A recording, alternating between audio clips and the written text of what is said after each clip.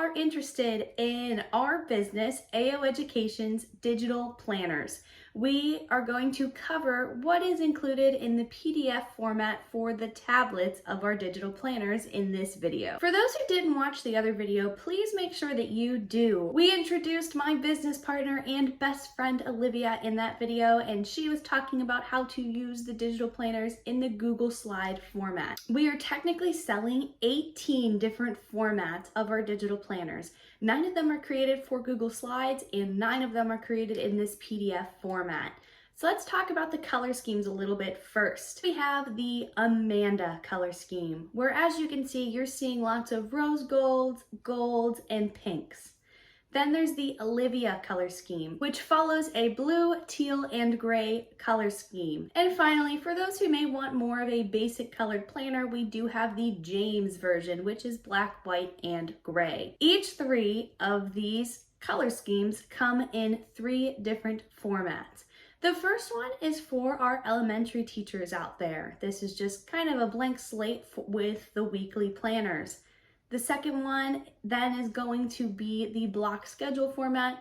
This is one that I will use, and teachers who teach like I do in the high school setting where you have the block schedule, they can also benefit from that. And lastly, we have the 9-period schedule. So if you are teaching in a high school or middle school setting where you have 9 periods throughout the day, this would be the planner you would choose. For this video, I'm going to be using the Amanda color scheme in the block schedule format, in the PDF format for the tablet. I personally have an iPad, so I use GoodNotes 5. This one's pretty great. You pay $10 once, but have unlimited access to it, and you can open up any type of PDF that you want in it and write on it, just like I'm going to show you how to do right now.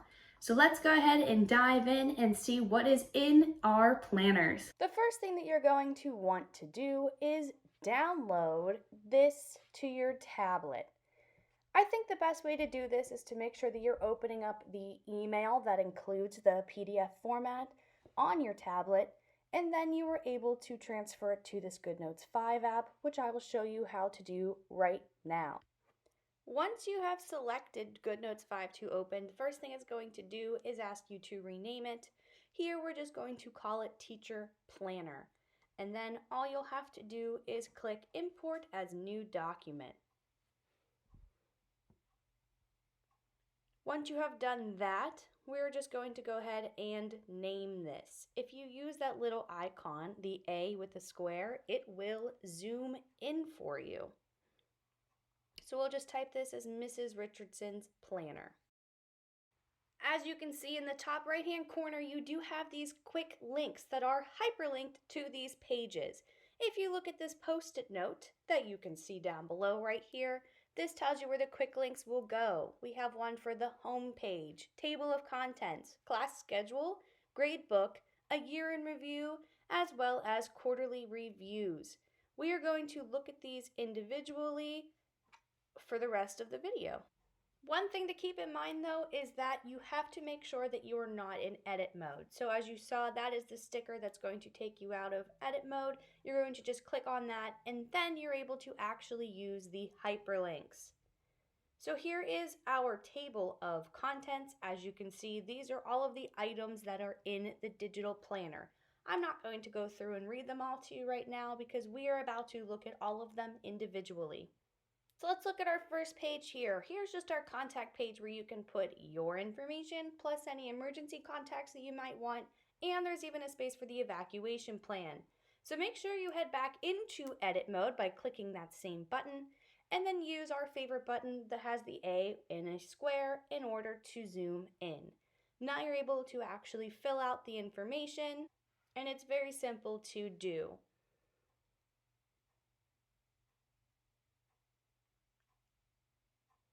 I really like having the emergency contacts so that I can put the extensions for the 3 things that I'm probably going to use most often: security, main office, and the nurses station.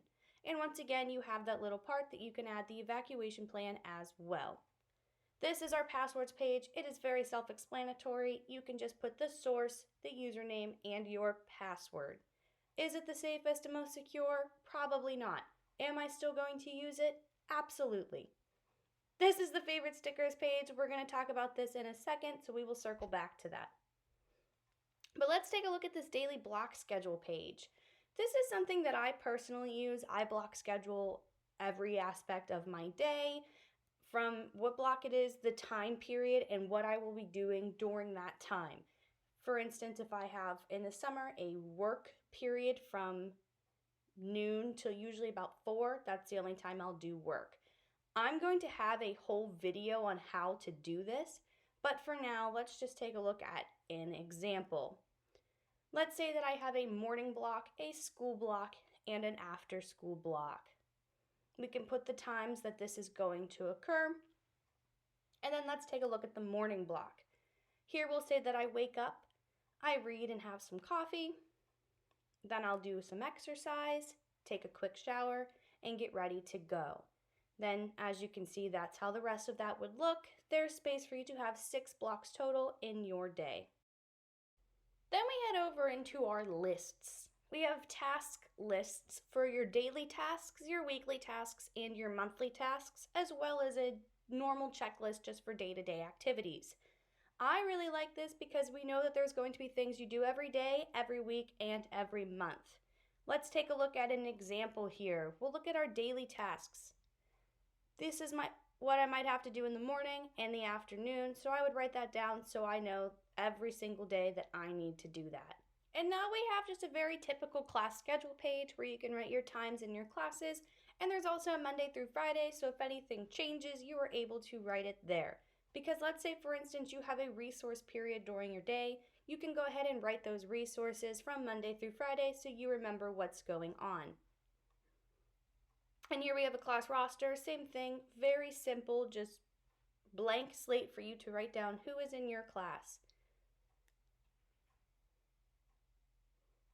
Same thing with a seating chart, extremely blank space so that you can write down your seating chart. Here, we're going to use one of my favorite stickers, which looks like a bunch of shapes, because whatever you draw, it's going to make those clean lines. As you can see, we now have this square. I plan on having my students in groups of 4, so that's kind of what I'm drawing here. What's really nice too is you can use an awesome feature called the lasso feature.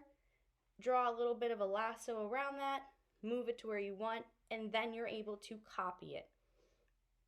You're able then to paste the exact same image anywhere you want so that you can have symmetry and everything is nice and clean when you are making this seating chart. And then you can just go ahead and zoom in and write who's sitting in that chart. Another very blank area here is our grade book. Again, just very simple, so that if you do want to write down your grades instead of immediately inputting them, you are able to do that. I find it's easier for me to do that. Now we have student accommodations. Very simple, just to have all of your accommodations in one place. You can put your name, age, diagnosis, what they need in class, what they need with testing, and what your goals are with that student. But if you are anything like me, you're going to have multiple classes, so you're going to need multiples of this page. You're going to go ahead and find the thing that looks like a piece of paper with a plus sign in it. When you click that, you can click on something that says current template. That is going to just make another version of this page, and then you're able to write down more. So now you can see I have my biology and earth science.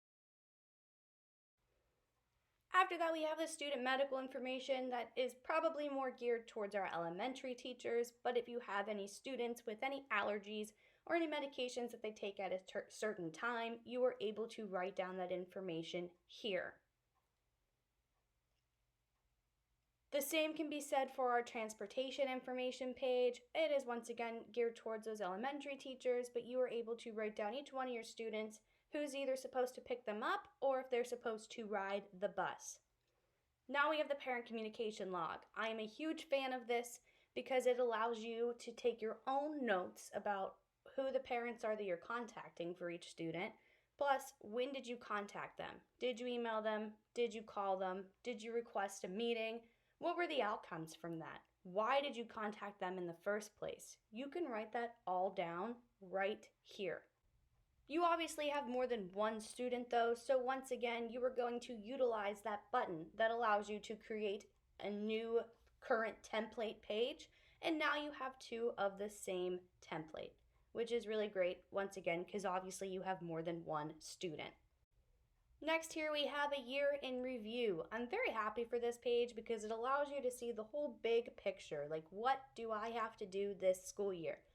I'm not talking lessons and such. I'm talking about what are going to be the distractions from your days.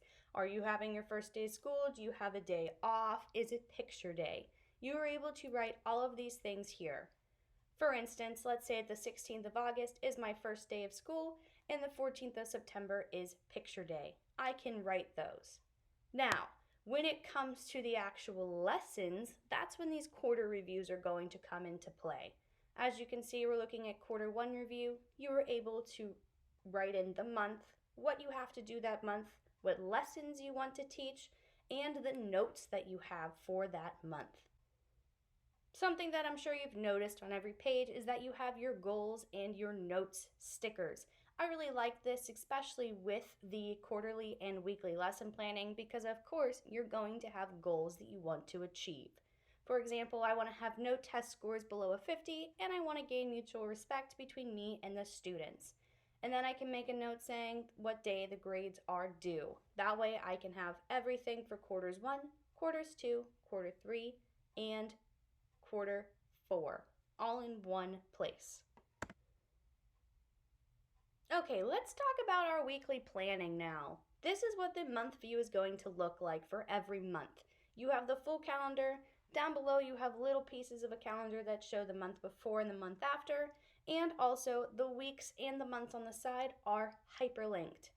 So if you were to click on July through June down the side, you were able to go to those months.